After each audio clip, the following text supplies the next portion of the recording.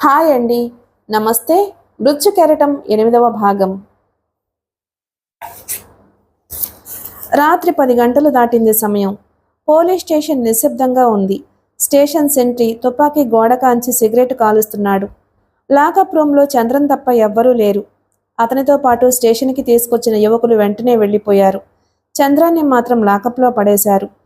10 రూపాయలు ఖర్చు పెట్టి ఇండియన్ పీనల్ కోడ్ నుంచి తప్పించుకోవడం తెలియక కాదు, ఎందుకో అతనికే తెలియదు. ఎదురు చెప్పకుండా ఊరుకున్నాడు. సెంట్రీ గారు పిలిచాడు చంద్రం. సెంట్రీ దగ్గరకొచ్చాడు. తుపాకీ అక్కడే ఉంది. మీరు ఎంతవరకు డ్యూటీలో ఉంటారు అడిగాడు. ఉదయం వరకు. ఏ? తెల్లవార్లు మీరొక్కరే చేస్తారా ఆశ్చర్యంగా అడిగాడు. అవును. ఇప్పుడు స్టేషన్కి ఎవరూ రారా? రారు. మీకు ఎంతమంది సార్ పిల్లలు? 4. ఒక అమ్మాయికి పెళ్లి చేశాను, మొన్ననే పండక్కి తీసుకొచ్చాను. అల్లుడు 2 in 1 అడుగుతున్నాడు చెప్పాడు. ఆ మాత్రం సానుభూతితో తమ విషయాలు పట్టించుకునేవాళ్ళు ఉండరు. తమ కష్టాల గురించి ఆలోచించేవాళ్ళు ఉండరు. కష్టాల గురించి చెప్పుకోవడానికి మంచి మనసుతో మాట్లాడే మనిషి దొరకడు. వాళ్ళ ఉద్యోగాలు అటువంటివి. మిగతా వాళ్ళు చదువుకుంటున్నారా? 2 కుర్రాళ్ళు చదువుకుంటున్నారు. మరో అమ్మాయి పెళ్లికి సిద్ధంగా ఉంది. అబ్బా, మీ సంసారం పెద్దది, ఎలా నెట్టుకొస్తున్నారండి బాబు నవ్వాడు సెంట్రీ. ఆ కాసేపు మాట్లాడించటం వల్ల వచ్చిన నవ్వది. చంద్రం మీద సదభిప్రాయం ఏర్పడింది. మీకు కూడా కట్నాలు కానుకలు తప్పవా? మొన్ననే మెజిస్ట్రేట్ గారు 50,000 కట్నం ఇచ్చి కూతురు పెళ్లి చేశారు. అతను చెప్పిన దాంట్లోనే సమాధానం ఉంది. చేయాల్సిన పని మీద చిత్తశుద్ధి నిజాయితీ లేకపోతే చట్టాలు ఎలా అమలు చేయబడతాయి? దురాచారాలను ఎదుర్కోవలసిన వాళ్లే వాటికి ఊడిగం చేస్తుంటే. మీరు చిన్న సాయం చేయాలి సార్. ఏమిటి?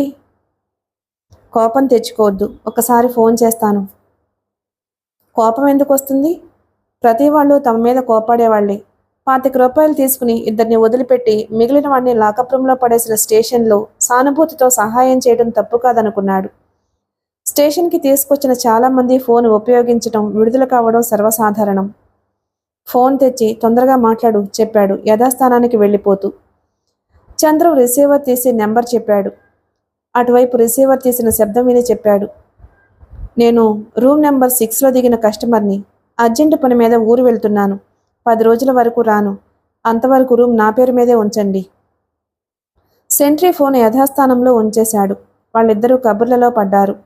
మర్నాడు ఉదయం 10 గంటలకు చంద్రాన్ని కోర్టులో హాజరుపరిచే నిమిత్తం స్టేషన్ నుంచి బయటకు తీసుకువెళ్తున్నారు. వాళ్ళకి ఎదురుగా ఒక వ్యక్తి స్టేషన్లోకి వచ్చాడు. అతను లోపలికొస్తూ యథాలాపంగా బయటకు తీసుకువెళ్తున్న చంద్రాన్ని చూశాడు. చంద్రం మాత్రం అతన్ని గమనించలేదు. అతను సతీష్. చంద్రాన్ని సతీష్ చూసి కూడా గుర్తుపట్టలేదు.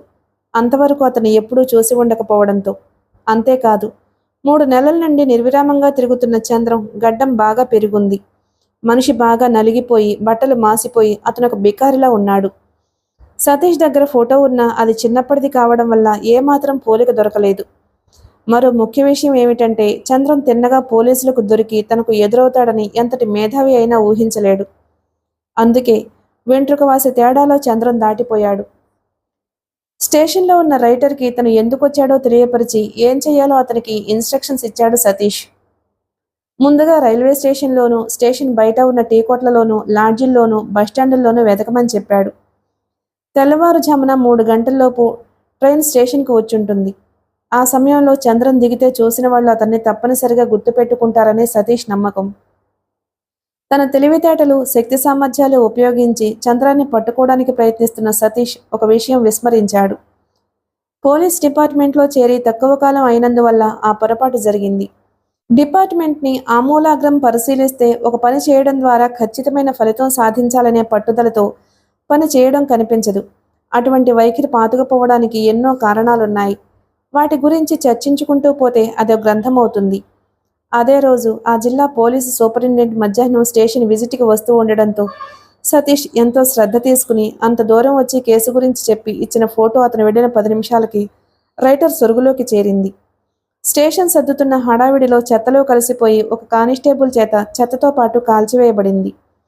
స్టేషన్ రైటర్ సతీష్ చెప్పిన విషయం వెంటనే మర్చిపోయాడు.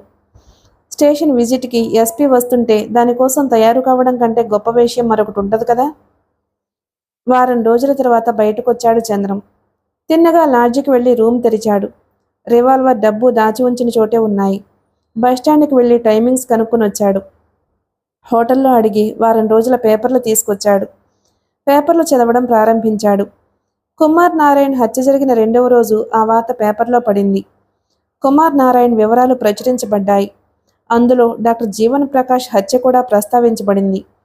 సబ్ ఇన్స్పెక్టర్ సతీష్ దర్యాప్తు చేస్తున్నట్టు, త్వరలోనే హంతకుడిని సతీష్ పట్టుకోగలడని ఆశాభావాన్ని ఎడిటర్ వ్యక్తపరిచాడు. తనకి 2 సార్లు ఎదురైన సబ్ ఇన్స్పెక్టర్ తెలివిగలవాడని చంద్రం గ్రహించాడు. తనని పట్టుకుంటాడనే నమ్మకం వెలిబుచ్చిన ఎడిటర్ సతీష్ని కలుసుకుని ఉండాలి. మిగతా వివరాలు అతని కోరిక మీద రాసుండరు. తనని అతను ఎలా పట్టుకుంటాడు? ఎప్పుడు ఎక్కడ తిరిగేది తెలియకుండా జాగ్రత్త పడుతూ వస్తున్నాడు. అటువంటప్పుడు పట్టుకోవడానికి ఎటువంటి అవకాశాలున్నాయి? చివరి వ్యక్తిని చంపే వరకు పట్టుబడే ఉద్దేశం లేదు. ఇంతవరకు సాధించిన వాటికంటే ఇప్పుడు సాధించాల్సింది చాలా కష్టంతో కూడి ఉంది. అతనికి తెలుసు, కుమార్ నారాయణ్ హత్యతో చెలరేగిన హడావిడి వెంటనే సద్దుమణగడానికి వారం రోజులన్నా పడుతుందని. నేరం జరిగిన వెంటనే పోలీస్ డిపార్ట్మెంటు ఎక్కడలేని జాగ్రత్తలు తీసుకుంటుంది. ఆ జాగ్రత్తలన్నీ కొద్ది రోజులే, మళ్ళీ నేరం జరిగే వరకు మామూలే. టక్ టక్ టక్. చటుక్కున మెలకు వచ్చింది చంద్రానికి. వారం రోజులుగా సరైన తిండి లేదు, నిద్ర లేదు. ఖైదీల జీవితం ఎంత దుర్భరంగా ఉంటుందో చవిచూశాడు. జైల్లో ఉన్న దోమలు శరీరంలోని రక్తం సగానికి పైగా తాగేశాయి. ఉన్నికృష్ణన్ బ్రతికున్న రోజుల్లో చాలా రాత్రి వరకు మేలుకుని ఉండి ప్రాక్టీస్ చేసేవాడు. మిగతా సమయంలో చాలా వరకు ఆలోచనలు చోటు చేసుకునేవి. అందుచేత తక్కువ సమయం నిద్రపోయేవాడు. ఉన్నికృష్ణన్ ట్రైనింగ్లో ఉండే గొప్పతనం మెదడుకి పదును పెట్టడం. తను చూసిన వ్యక్తుల రూపాలు చంద్రానికి ఎప్పుడూ గుర్తుండేవి. అయితే వాళ్ళని పట్టుకోవడం కష్టమని ఏనాడూ అనుకోలేదు. ఆ విధమైన ఆత్మవిశ్వాసం వచ్చేసింది. అనుకోకుండా చమన్లాల్ బ్యాగ్లో డాక్టర్ జీవన్ ప్రకాష్ వివరాలు లభించడంతో తేలికైన మార్గం దొరికింది. 11 సంవత్సరాల తరువాత జీవన్ ప్రకాష్ని చంపిన రోజున హాయిగా నిద్రపోయాడు. జైలు నుండి వచ్చి శుభ్రంగా స్నానం చేసి కడుపు నిండా తిని ఫ్యాన్ కింద పడుకుంటే చాలా కాలం తరువాత రాత్రి 7 గంటలకే నిద్ర పట్టేసింది. ఎవరో తలుపు కొట్టడంతో అంత నిద్ర నుంచి కూడా మెలకు వచ్చేసింది. టక్ టక్ టక్. తిరిగి వినిపించింది తలుపు తట్టిన శబ్దం. ఎవరై ఉంటారు? తన కోసం వచ్చేవాళ్ళు ఎవ్వరూ లేరు. మధ్యలో లేపొద్దని రూమ్ సర్వీసింగ్ బాయ్కి ముందే చెప్పాడు. మరి ఎవరై ఉంటారు? టక్ టక్ టక్.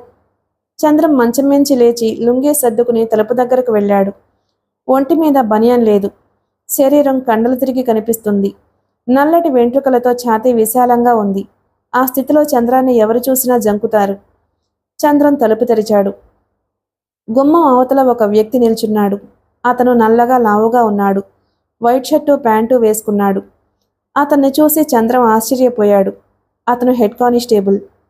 నా పేరు వడ్డీ కాసులు, నీతో పనుండొచ్చాను చెప్పాడు కరుగ్గా. రండి అన్నాడు చంద్రం. పోలీస్ డిపార్ట్మెంట్లో ప్రతి వ్యక్తి గొంతు అలాగే ఉంటుంది కాబోలు అని మనసులో అనుకున్నాడు చంద్రం. అతని మస్తిష్కం తీవ్రంగా ఆలోచిస్తుంది. వేళకాని వేళలో ఒక హెడ్ కానిస్టేబుల్ తన రూమ్కి రావడంలోని ఆంతర్యం ఏమై ఉంటుంది? నీకు తెలుసుననుకుంటా. నేను తలజవాన్ని కుర్చీలో కూర్చుని అన్నాడు. తలజవానా? ఆశ్చర్యపోయాడు చంద్రం దాని అర్థం తెలియక. హెడ్ కానిస్టేబుల్కి తెలుగు అనువాదం ఈ మధ్య మన ముఖ్యమంత్రి గారు తెలుగులోనే మాట్లాడమంటున్నారు కదా. నేను ఆయన అభిమానిని. అభిమానమా? అదే చెప్పబోతున్నాను. పార్టీ అభిమానం. మాకు రాజకీయ పార్టీతో సంబంధాలు ఉండకూడదనే ఆలోచన రానివ్వకు. ఎందుకంటే మాకు కూడా ఓటు హక్కు ఉంది. అందుచేత అవసరమైనప్పుడు అధికార పక్షం ప్రముఖుల సహాయం తీసుకుంటాం. ఎంతకీ మీరొచ్చిన పని? అడిగాడు చంద్రం. అప్పటికే నిద్రమత్తు పూర్తిగా ఎగిరిపోయింది. ఈ రోజన్నా హాయిగా పడుకోవాలి అనుకుంటే మధ్యలో వచ్చి చెడగొట్టేశాడు. అదే చెప్పబోతున్నాను. నీకు భారతీయ శిక్షాస్మృతి గురించి తెలుసా? తెలీదు. మనసులో ప్రవేశించిన విసుగు పైకి కనిపించకుండా జాగ్రత్త పడుతూ అన్నాడు. దానిని ఇండియన్ పీనల్ కోడ్ అంటారు ఇంగ్లీష్లో. అందులో 511 సెక్షన్లున్నాయి. మొన్న నువ్వు ఇండియన్ పీనల్ కోడ్ సెక్షన్ 153 ప్రకారం జైలు శిక్ష అనుభవించావు. అవును. సాధారణంగా ఇండియన్ పీనల్ కోడ్లోని సెక్షన్లు మొత్తం తెలిసిన పోలీస్ డిపార్ట్మెంట్ వ్యక్తి ఆంధ్రప్రదేశ్లో ఒక్కడే ఉన్నాడు. ఎవరు? అనాలోచితంగా ప్రశ్నించాడు చంద్రం. నేనే చెప్పాడు చిద్విలాసంగా నవ్వుతూ. అతను మాట్లాడుతుంటే కళ్ళు సగానికి పైగా మూతపడి ఎదుటివాడికి చెప్పడంలో అతని గల ఉత్సాహాన్ని తెలియచేస్తున్నాయి. ఇంతకీ మీరు నా దగ్గరికి ఎందుకు వచ్చారు? సహజమైనంత సౌమ్యంగా అడిగాడు చంద్రం. అదే చెప్పబోతున్నాను. నాకు అర్జెంటుగా 100 రూపాయలు కావాలి చెప్పి చిన్నగా నవ్వాడు. చంద్రం మనసులోకి కోపం ప్రవేశించింది. దాన్ని పైకి కనిపించకుండా అన్నాడు, ఇవ్వకపోతే? అదే చెప్పబోతున్నాను. ఇండియన్ పీనల్ కోడ్ సెక్షన్ 353 ప్రకారం నిన్ను అరెస్ట్ చేస్తాను. సెక్షన్ 353 ఏం చెబుతుందంటే, ఒక ప్రభుత్వ ఉద్యోగిపై దౌర్జన్యం చేసి అతని విధులకి ఆటంకం కలుగజేసిన ఎడల 2 సంవత్సరముల జైలు శిక్ష, లేక జరిమానా, లేక 2. అన్యాయం. నేను మీ విధులకు అడ్డొచ్చానా? అడిగాడు చంద్రం అమాయకంగా. నిజం మన ఇద్దరికే తెలుసు గనక మనం అన్యాయం అనుకుంటాం. కానీ 4 గోడల మధ్య ఉన్న న్యాయస్థానానికి తెలియదు కదా, దానికి సాక్ష్యం కావాలి. ఆ సాక్ష్యం నేను సృష్టించగలను. ఒకవేళ నువ్వు తెలివిగలవాడవైతే శిక్ష పడకుండా తప్పించుకోవచ్చు. దానికి ప్లేడర్ ఖర్చులు 500, 10 రోజుల సమయం పడుతుంది చెప్పాడు, పెదవుల మీద నవ్వు చెరగకుండా.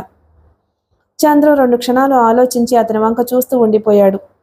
ఒక నిర్ణయానికి వచ్చిన వాడిలా లేచి షర్టు పాకెట్లోంచి 100 నోటు తీసి అందించాడు. హెడ్ కానిస్టేబుల్ దాన్ని అందుకుని జేబులో పెట్టుకుని వెళ్ళడానికి గది బయటకు నడిచాడు. మీకు డబ్బు అంత అవసరం ఏమొచ్చింది? తలుపు మోయడానికి సిద్ధపడుతూ చివరిగా ప్రశ్నించాడు. అదే చెప్పబోతున్నాను. నా పెళ్ళాం గయ్యాళి. అనవసరంగా డబ్బు ఖర్చు పెడతానని నా జేబులో 1 పైసా కూడా ఉండకుండా జాగ్రత్త పడుతుంది. చాలా కాలం నుండి బస్టాండ్లో అడుక్కుంటున్న బిచ్చగాడి భార్యకి నొప్పులొస్తే గంట క్రితం హాస్పిటల్లో జాయిన్ చేశాను. డాక్టర్ మందులు తెమ్మని చీటీ ఇచ్చాడు. సమయానికి నువ్వు గుర్తుకొచ్చి వచ్చాను. నేను ఎక్కడున్నానని మీకెలా తెలుసు? అదే చెప్పబోతున్నాను. నువ్వు జైలు నుండి ఈరోజు విడుదలవుతావని మాకు తెలుసు. రేపు నీ మీద మరో కేసు బనాయించడానికి మా ఎస్ఐ నీ అడ్రస్ తెలుసుకున్నాడు. ఇప్పటికే ఆలస్యమైంది, వస్తాను అని వెళ్ళిపోయాడు. చంద్రం ఆలోచిస్తూ బాల్కనీలోకి వచ్చి నిల్చున్నాడు. తను వీలైనంత తొందరలో ఇక్కడి నుంచి బయటపడకపోతే మరోసారి జైలు జీవితం రుచి చూడాల్సి ఉంటుంది మనసులో అనుకున్నాడు బయటకు చూస్తూ. అప్పటికే బస్టాండ్లో చాలా వరకు సందడి తగ్గిపోయింది. షాపులు కూడా మూసేస్తున్నారు.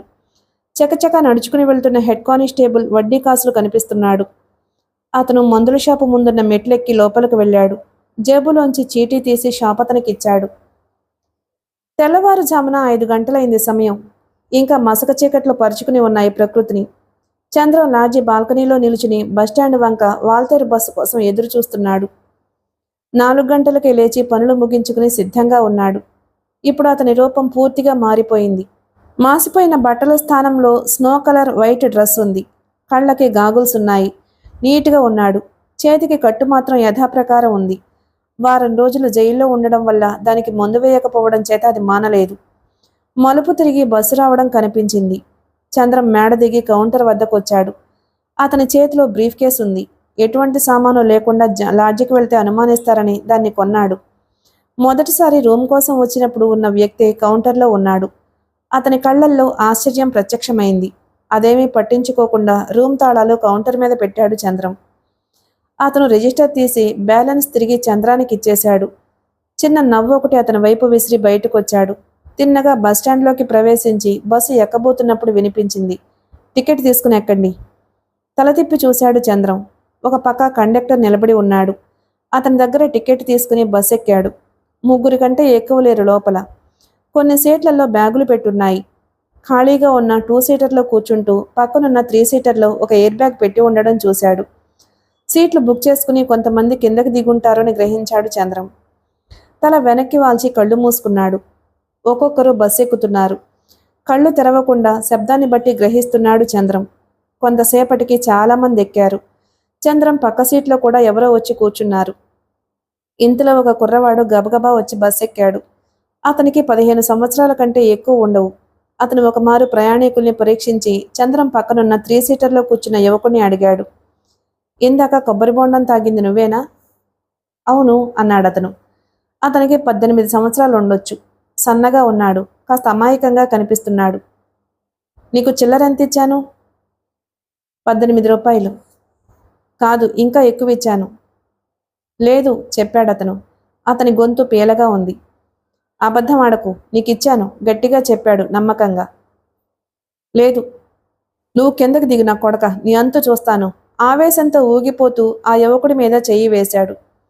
లెక్క చూసుకుంటే తెలుస్తుంది కదా, ఎందుకు పోట్లాటకి దిగుతారు?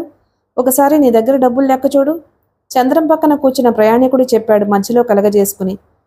యువకుడు వెంటనే జేబులో చేయి పెట్టి కొంత డబ్బు, బస్సు టికెట్టు తీసి చెప్పాడు. ఊరు వెళ్ళడానికి మా ఇంట్లో 50 నోటు ఇచ్చారు. నా దగ్గర కొంత చిల్లరుంది. 13 రూపాయలతో బస్సు టికెట్ తీసుకున్నాను. దారి ఖర్చులకి చిల్లర కావాలని 20 రూపాయలు నోటిచ్చి కొబ్బరి బొండం తాగాను చెప్పాడు. గొడవలో ఆ యువకుడికే సానుభూతి ఎక్కువగా ఉంది. అతడి మాటలతో మరింత పెరిగిపోయిందది. బస్సులోని వారంతా అతనికే సపోర్ట్ చేస్తున్నారు.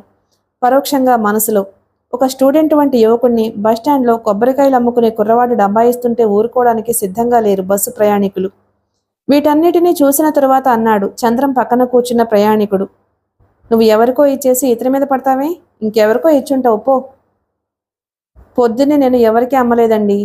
ఇతను వచ్చి నన్ను లేపాడు. నిన్ను అమ్మిన డబ్బు మొత్తం నిక్కర జేబులో దాచాను.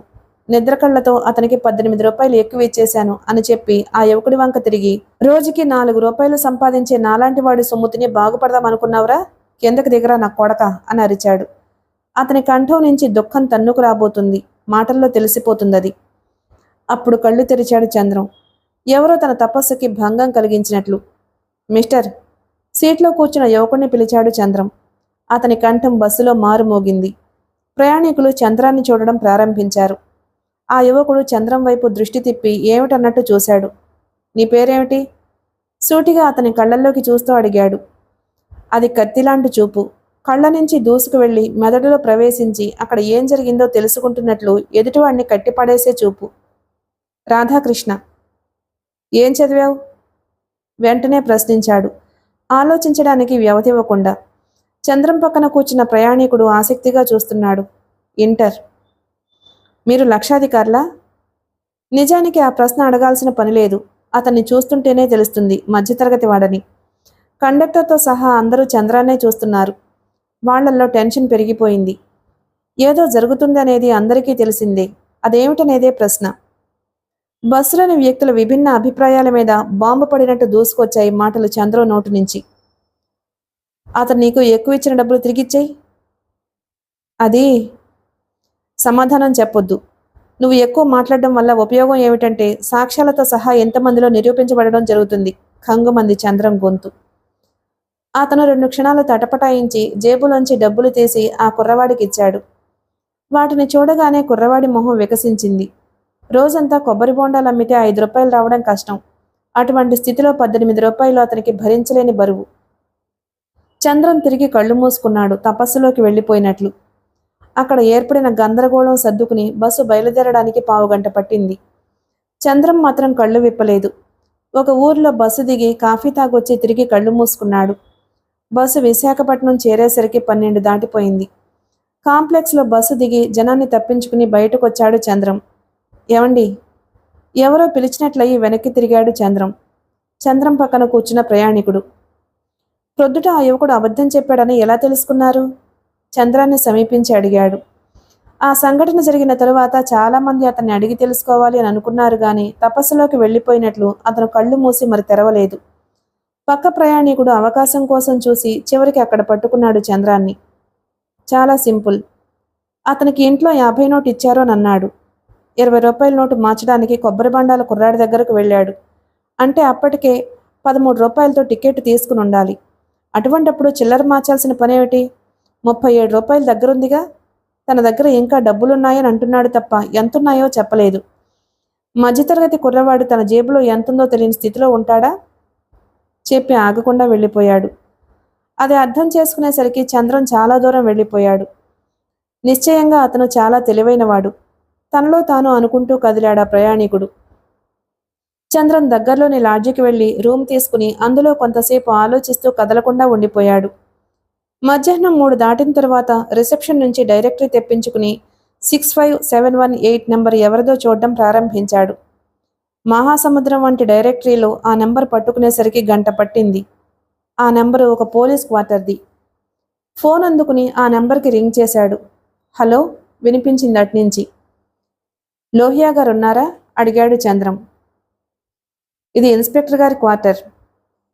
ఆయన పేరు లోహియా కాదా? కాదు. లోహియా పేరుగల వాళ్ళు ముందెవరూ లేరా? లేరు. 2 క్షణాలు ఆలోచించి ఇప్పుడున్న ఇన్స్పెక్టర్ గారు ఎంతకాలం నుండి ఉంటున్నారు అని అడిగాడు. 1 రోజులు. ముందున్న ఇన్స్పెక్టర్ గారి పేరేమిటి? సుధీర్. ప్రమోషన్ మీద వెళ్ళారు. ఏ ఊరు వెళ్లారని చంద్రం అడగలేదు. ఆ ఇన్స్పెక్టర్ సుధీర్కి తను 2 నెలల క్రితం ఫోన్ చేసి చమన్లాల్ విషయం చెప్పానని తెలుసు. ఆ కేసు వల్లే ప్రమోషన్ వచ్చుండాలి. ఫోన్ పెట్టేశాడు. మళ్ళీ డైరెక్టరీ తిరగేసి ఒక నెంబర్ తిప్పాడు. PA టు SPని మాట్లాడుతున్నాను.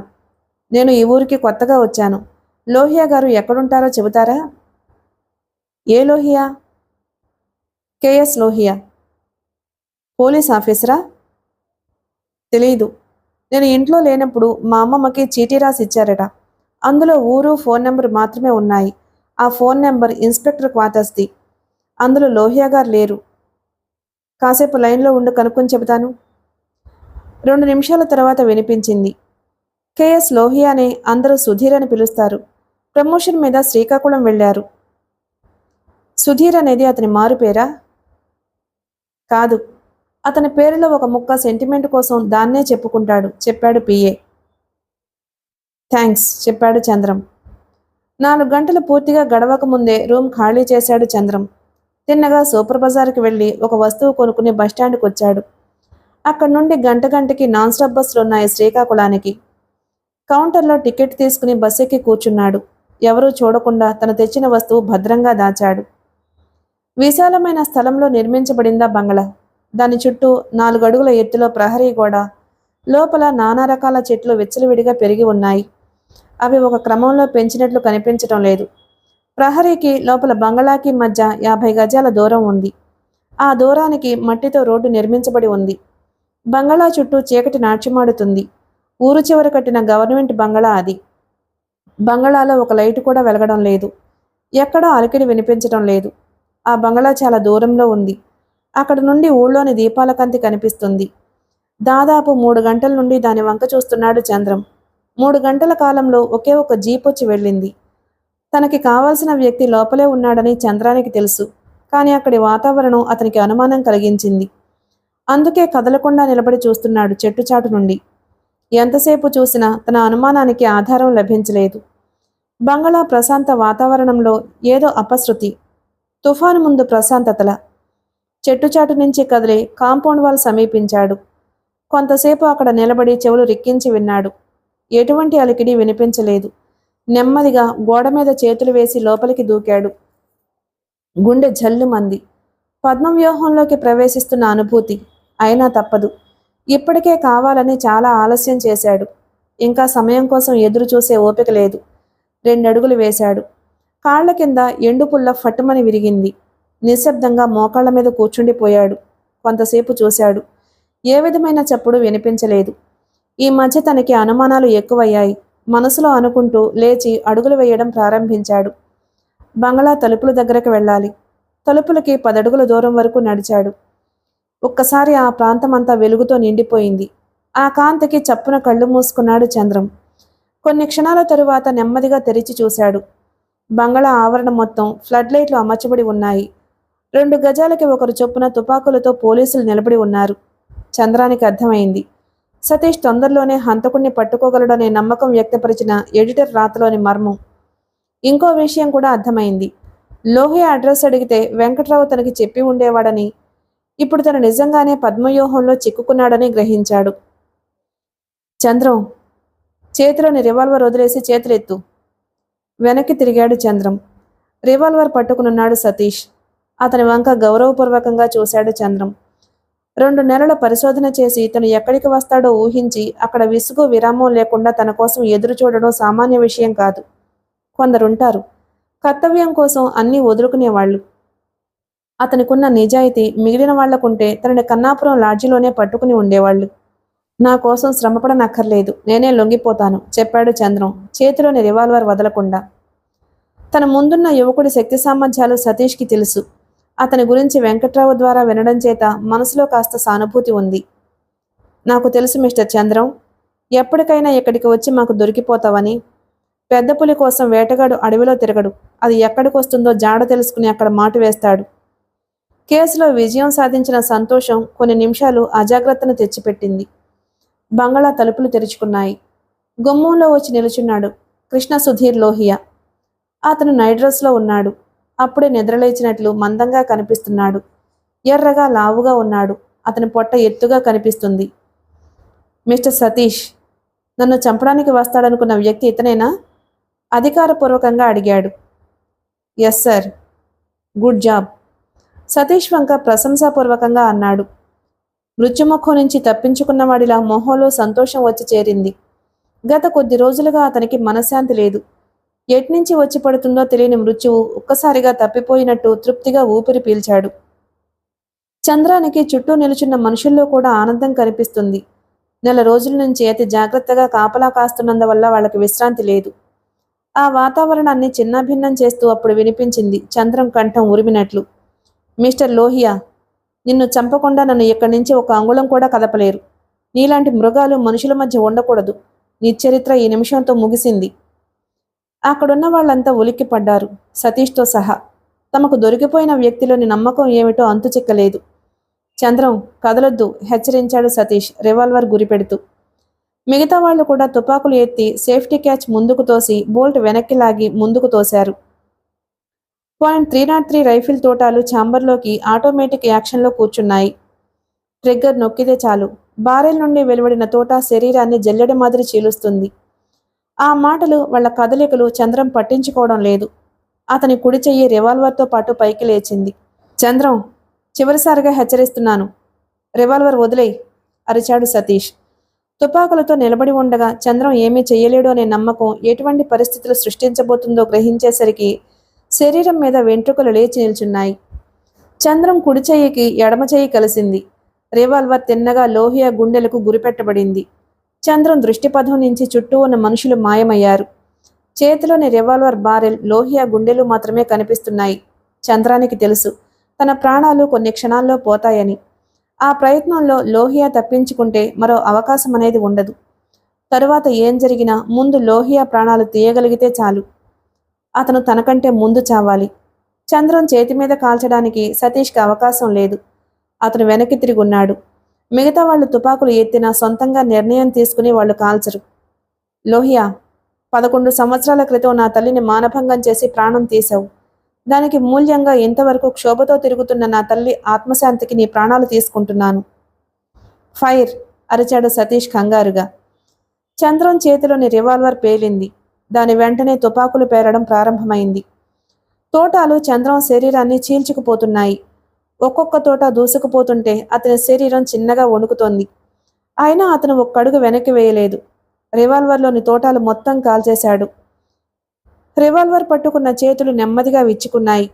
గుప్పెళ్ల మధ్య నుంచి రివాల్వర్ జారి కింద పడి ఖంగుమని శబ్దం చేసింది. ఆ వెంటనే దబ్బున కిందకు జారిపోయాడు చంద్రం. లోహియా నవ్వుతూ చూశాడు, మొహానికి పట్టిన చెమట తుడుచుకుని.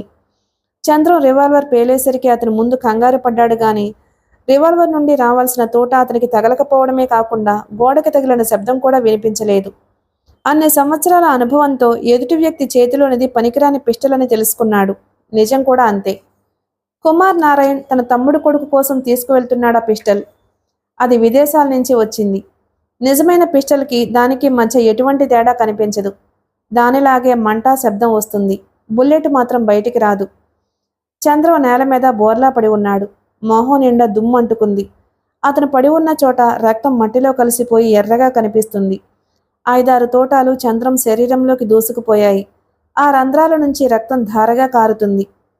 ఇతని శవాన్ని పోస్టుమార్టం చేయించడానికి హాస్పిటల్కి తరలించండి. ఎదురుకాల్పుల్లో చనిపోయాడని ప్రకటించండి, లోహియా చెప్పాడు సతీష్తో. వాళ్ళు చంద్రం శవానికి 4 అడుగుల దూరంలో ఉన్నారు. మిగతా వాళ్ల సంగతి ఎలా ఉన్నా ముందు వాళ్ళు తేరుకున్నారు. ఎవరో తట్టి లేపినట్లు చంద్రం నెమ్మదిగా కదిలాడు. శరీరం అంతా గుణపాలతో పొడుస్తున్న బాధ. కళ్ళు తెరిచి తల ఎత్తకుండా దృష్టి సారించాడు. ఎదురుగా నిలుచున్న వాళ్ల ఆకారాలు మసగ్గా కనిపిస్తున్నాయి. కొన్ని క్షణాలు అలా చూసేసరికి లోహియాని గుర్తుపట్టగలిగాడు. శరీరంలో బుల్లెట్లు దిగిన బాధ కంటే లోహియా చావలేదన్న వాస్తవం గుర్తించిన తరువాత కలిగిన బాధ మనసుని పిండేస్తుంది. ప్రాణాలు పోతాయని తెలిసి తెగించి లోహియాని చంపడానికి కాల్చిన బుల్లెట్లు ఎలా పోయాయో అర్థం కాకపోయినా చంద్రం దాని గురించి ఆలోచించటం లేదు. ఎలా జరిగినా లోహియా చావలేదు. తక్షణమే ఏదో చెయ్యాలి. సతీష్ బంగ్లా లోపలికి వెళ్తున్నాడు. చంద్రం తన శరీరం కదల్చడానికి ప్రయత్నించాడు. అది కదల్లేదు. క్షణానికి ఓపిక తగ్గిపోతుంది. కళ్ళు మసకలు కమ్ముతున్నాయి. కళ్ళ ముందు తల్లి రూపం కదిలింది. అదృశ్యంగా ఎవరో చంద్రాన్ని హెచ్చరిస్తున్నారు. ఎక్కువసేపు అలా ఉంటే ప్రాణాలు గాలిలో కలిసిపోతాయని. పళ్ల మధ్య నాలుక ఇరికించుకుని గట్టిగా కొరికాడు. ముందు పళ్ళు నాలుకలోకి లోతుగా దిగాయి. ఒక్కసారిగా శరీరంలోని నరాలు ఉత్తేజితమయ్యాయి. మెదడుని ఆవరించుకుంటున్న మైకం కొద్దిగా సడలింది. కుడికాలు నెమ్మదిగా ముందుకు జరపడం ప్రారంభించాడు. అది కుడి చేతికి అందుబాటులోకి వచ్చే వరకు జరిపాడు. ఎడమ చెయ్యి ఛాతీ వరకు తీసుకొచ్చి మోచెయ్యి భూమి మీద ఆనించాడు. వేగంగా గాలి తీసుకోవడం ప్రారంభించాడు. చూస్తూ ఉండగానే అతని శరీరం కదిలింది. కుడి చెయ్యి తను కొని దాచిన 6 అంగుళాల కత్తిని బూటు నుంచి బయటకు తీసింది. ఒక్కసారిగా లేచి ముందుకు పరిగెడుతూ 2 చేతుల్ని కత్తి పిడి మీద బిగించి పట్టుకుని కన్ను మూసి తెరిచేలోపు లోహియా మీద పడ్డాడు. చంద్రం చేతిలోని కత్తి లోహియా కడుపులోకి దూసుకుపోయింది. ఆ కత్తి అలాగే పట్టుకుని కిందకి జారిపోయాడు చంద్రం. అమ్మా అని అరుస్తూ ఎగిరిపడ్డాడు లోహియా. లోహియా పొట్టని 10 అంగుళాల మేర చీల్చుకుంటూ కిందకు వచ్చింది కత్తి. కడుపులోని పేగులు, రక్తం బయటికి తన్నుకొచ్చాయి. అంతవరకు మిణుకుమిణుకుమంటూ కొట్టుమిట్టాడిన చంద్రం ప్రాణం శరీరాన్ని వదిలిపెట్టింది తృప్తిగా. 10 మాసాలు కనీ పెంచిన తల్లి రుణం తీర్చుకున్నట్లు. అక్కడి వాళ్లు జరిగిన సంఘటన జీర్ణించుకునేసరికి లోహియా ప్రాణాలు పోయి పర్వతంలా దారి పక్కన పడి ఉన్నాడు. లోపల నుండి పరిగెత్తుకుని వచ్చాడు సతీష్. అయిపోయిందండి మృత్యు కెరటం నవల. మన ఛానల్ కనుక మీకు నచ్చితే తప్పకుండా లైక్ చేసి సబ్స్క్రైబ్ చేసుకోండి ప్లీజ్. Thank you.